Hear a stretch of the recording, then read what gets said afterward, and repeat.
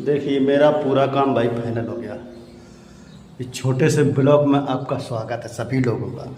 Subscribe करें, follow करें, comment करें यूट्यूब चैनल पे जयपाल वाघेला के नाम से। आज जो બધું કામ કમ્પ્લીટ થઈ ગયું બરાબર। મને હિન્દી પણ ફાવે છે, ગુજરાતી ફાવે છે। આ જો બધું કામ કમ્પ્લીટ થઈ ગયો। આ કિચનમાં ડિઝાઇન કરી સાઈડ પથ્થરમાં। આ બધો જે કચર ઘાન પડ્યો છે સામાનમાં હવે સફાઈ થશે, કામ બધું કમ્પ્લીટ થાય છે।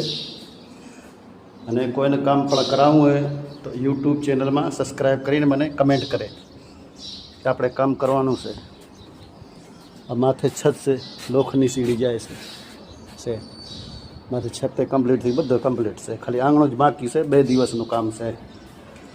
2 દિવસનું કામ થઈ જાય પછી બીજી સાઈડ ચાલુ કરશું આપણે, બરાબર।